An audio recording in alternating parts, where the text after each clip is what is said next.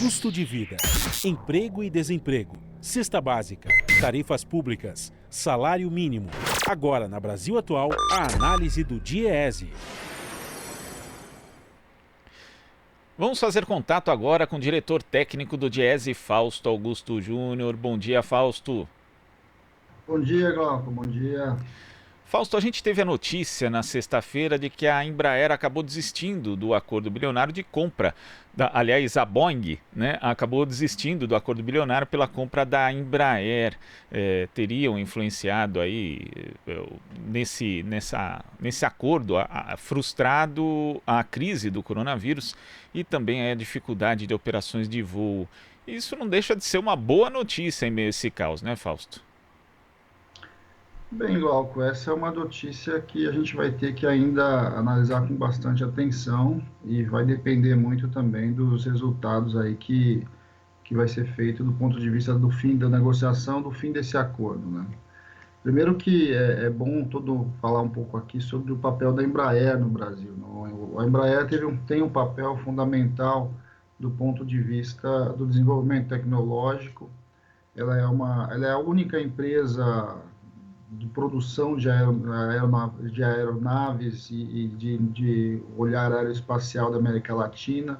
Ela cumpre um papel fundamental no Brasil, não só do ponto de vista comercial e do ponto de vista dos mais de 7 mil postos de trabalho que ela tem, ou que ela gera, mas ela é um lugar importante em que o Brasil consegue entrar dentro de um setor fundamental e um setor de alta tecnologia.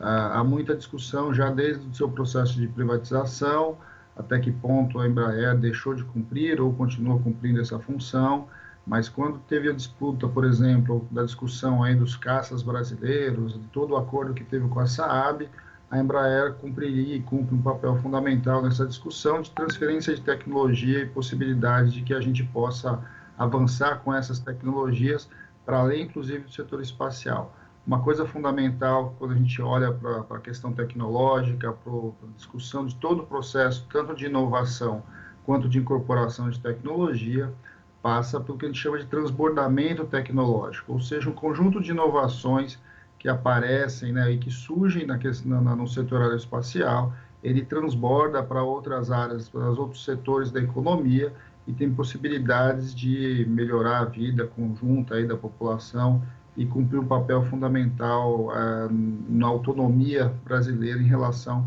à tecnologia. Nós estamos vivendo um momento, Glauco, bem complexo, né, em que a gente está discutindo agora a incapacidade do Brasil, por exemplo, de produzir respiradores, algo que não é assim tão complexo e que nós deixamos de produzir, não temos condições de produzir, estamos dependendo agora de chegar um monte de respiradores importados que não chegam e olha só a dificuldade que a gente está vivendo para enfrentar o coronavírus.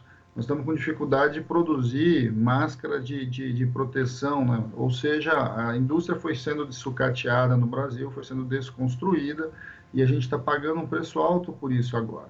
Então, com relação à Embraer, eu acho que esse é um momento para a gente fazer uma longa reflexão na sociedade brasileira, no Brasil, do que nós queremos com esta empresa, né? Qual papel ela cumpriu, qual papel ela cumpre, qual papel ela tem que cumprir no para frente dessa empresa, porque ao mesmo tempo que talvez possa ser uma oportunidade da gente manter a Embraer do ponto de vista aberto, do ponto de vista de manter a sua função, a gente precisa olhar como é que isso vai se dar agora, porque um dos grandes problemas dessa discussão do acordo é que a empresa ela teve que ser dividida e nesse processo de divisão teve custos muito altos, se fala aí na casa aí dos 500 milhões, e que agora vão precisar ser renegociados com a própria Boeing. E por fim, só para a gente debater um pouquinho, é bom a gente entender então o que significa esta lógica das grandes corporações, em que se ao mesmo tempo a Embraer é fundamental para o país, ela sempre cumpriu um papel importante para o país, como a gente vê, para o caso da Boeing, para o caso de uma grande corporação global, ela é simplesmente um negócio. E sendo simplesmente um negócio, em momentos importantes, se ela tiver possibilidade de gerar lucro, a empresa incorpora, e se houver um momento em que essa empresa não seja necessária, ou seja, que dê algum prejuízo, a companhia global vai simplesmente pode fechar. Então, assim, a importância que a gente tem do ponto de vista nacional, uma empresa como a Embraer, é importante que a gente olhe como é que essas grandes corporações simplesmente as colocam num momento aí de pouca, simplesmente fazendo parte do seu portfólio e que, a depender dos seus interesses, ela inclusive abre, fecha, vende e pouco importa o seu papel para aquele país, como é o nosso caso aqui no Brasil. E não só, né, Fausto, tem essa discussão em relação, por exemplo, à importância da tecnologia aeroespacial para o país e para, inclusive, para a própria soberania do país, como a pandemia do coronavírus, ela deixa evidente que ficar na dependência da ciência e tecnologia de outros países é um tiro no pé para qualquer um, né, Fausto? Bem, isso é que a gente já está percebendo, tem conversado, tem falado. É óbvio que a gente está numa realidade hoje em que a globalização ela está posta, mas em que a gente vai percebendo em que neste momento do capitalismo, aí, neste momento em que a ciência, né, que o conhecimento, que toda essa lógica aí dos novos negócios vinculados ao conhecimento são fundamentais, ah, você simplesmente abrir mão de uma empresa como a Embraer é no mínimo um absurdo. A grande discussão que nós temos hoje, para frente, inclusive no pós-coronavírus, é que os países que conseguirem desenvolver tecnologia, que conseguirem transformar a tecnologia em produtos efetivos, que conseguirem fazer essa vinculação entre a universidade, entre a ciência e a geração de produtos, estão em um patamar diferente do ponto de vista da disputa global. Você ter uma empresa como a Embraer, ela é fundamental para a gente conseguir fazer umas disputas em diversos setores que estão colocados nessa discussão aí de produção do conhecimento. Ao mesmo tempo, Glauco, um dos grandes desafios que a gente vai ter agora é, de fato, ver como é que a gente vai aterrissar essa empresa. Porque, do ponto de vista da renegociação, nós estamos falando aí de mais de um ano de negociação, não é isso? E isso significa uma série de, não só uma série de custos do ponto de vista da partida da empresa, mas também uma série de projetos e de produtos que a Embraer deixou de formular ao longo desse período, uma vez que com essa história de fusão, com essa história de compra da Boeing, uma parte dos centros de decisão, inclusive, tenderiam a ir para os Estados Unidos. Agora, nós vamos ter que discutir com a sociedade e, em especial, pressionar o Estado até que ponto e que investimento nós vamos conseguir para que essa empresa, simplesmente, no final desse negócio, ela não quebre. Se a gente deixar ela ao sabor do mercado, se deixar ela ao sabor do fim dos negócios, um grande risco do ponto de vista da empresa é que ela, sem projeto, ela sem investimento, ela acabe por sucumbir. E aí a gente pode perder muito do que está lá, inclusive mais de 7 mil postos de trabalho que a gente precisa, que estão girando em torno do negócio da Embraer. Então, assim, nós estamos naqueles momentos, no meio de uma crise pandêmica, no meio de uma crise política que nós estamos vivendo no país, e muito provavelmente já entrando numa enorme crise econômica, nós vamos ter que encontrar saídas para esta empresa. Saídas por quê? Porque é fundamental que ela continue nacional, que ela continue no território nacional e que ela continue existindo. Por outro lado, esse processo vai ter custos e não vão ser poucos recursos que serão necessários para esse investimento. Por outro lado, a gente acredita que é possível. É possível por quê? Porque a Embraer detém um conjunto de trabalhadores muito qualificados, ela detém a possibilidade de construção e constituição de projetos muito interessantes que vão estar de acordo aí com essa nova disputa que vai surgindo no mundo contemporâneo, e a gente precisa viabilizar que a aterrissagem dessa empresa agora, essa nova forma que ela vai se estabelecer a partir da não conclusão do negócio com a Boeing, se recoloque. Tem um processo todo de discussão se ela vai precisar, se ela vai voltar a se fundir novamente, porque ela foi separada para o negócio da Boeing. Neste processo de reorganização e reunificação dela, a gente precisa incorporar a possibilidade de recursos parceiros e, ao mesmo tempo, a possibilidade de gerar novos negócios.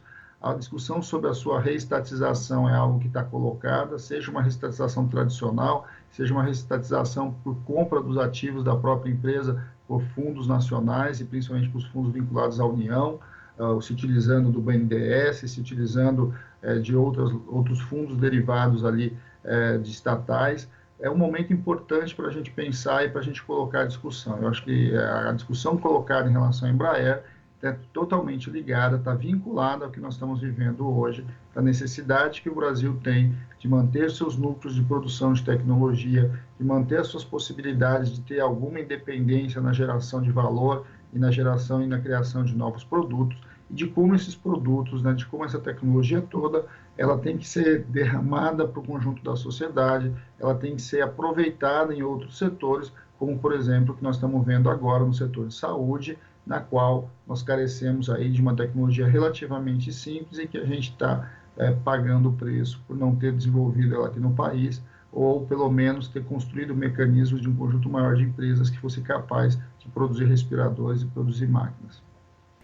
Só para concluir, Fausto, porque você tocou nessa questão da reestatização, a gente sabe aí que os trabalhadores e muitos especialistas alertaram que esse seria um acordo lesivo para a própria empresa e, em grande medida, também para o país. Agora a gente tem um acordo frustrado, como você falou, a Boeing simplesmente faz o que quer, trata como se fosse um negócio comum, né, e simplesmente depois rejeita, e agora tem esse pepino na prática que vai precisar, sim, de ajuda do Estado em certa medida. Se vai precisar, a reestatização de fato é um assunto que se coloca de forma mais forte nesse contexto, Fausto?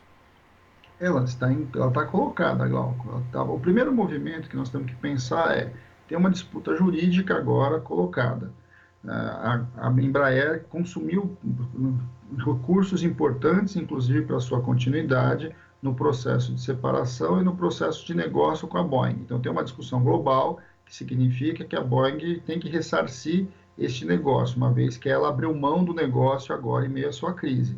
A crise da Boeing é um problema da Boeing, né? O acordo que está sendo colocado significa que a Boeing agora precisa ressarcir a Embraer do ponto de vista de quase $500 milhão ali que foi investido. Acho que deve ter uma multa, imagina que vai ter uma grande disputa judicial em função do fim do negócio. Então, esse é o primeiro movimento.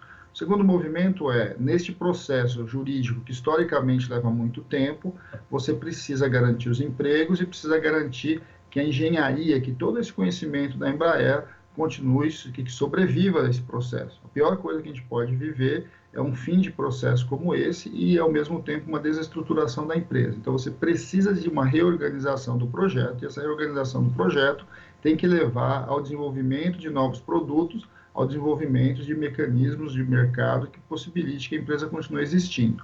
Nessa reorganização dela, o Estado vai cumprir um enorme papel porque só ele hoje teria condições de colocar recursos para que a empresa continuasse produzindo e desenvolvendo tecnologia. Como é que isso vai se dar? Né? Como é que vai ser o processo de apoio do Estado? E se isso vai vir a partir de uma estatização tradicional, ou seja, essa empresa passa a ser incorporada pelo Estado, passa a ser uma empresa estatal, com maioria de acionistas estatais, ou do Estado brasileiro, ou ela vai para dentro de uma outra reconfiguração da sua composição acionária, e nesse processo o Estado vai comprar parte significativa dela. É muito mais provável que seja isso que aconteça, ou seja, que, por exemplo, o BNDES Par, né, ou seja, essa parcela do BNDES, readquire partes importantes do número de ações dela, ou algum outro fundo público nacional. Eu acho que isso está colocado como necessário, está colocado como possibilidade. Como isso vai se dar, vai depender muito do processo que vai assistir, e vai depender muito também agora das opções que o Estado vai estar ali. O que nos preocupa muito é que o atual governo, né, a atual forma de gerir este governo, a forma de olhar para com o governo, não indica que esse governo tem lá muito apreço pela ciência, pela tecnologia e pelas estruturas que produzem no nosso país, visto que o governo tem feito com as universidades.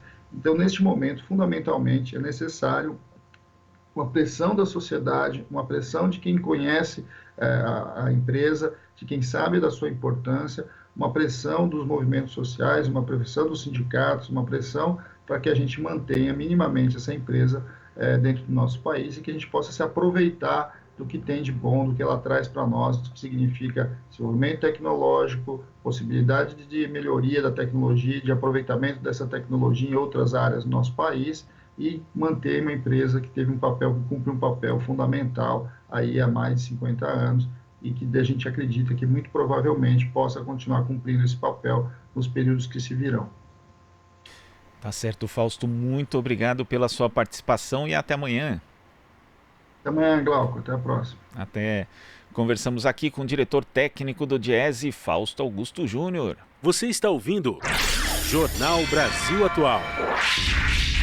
As notícias que os outros não dão.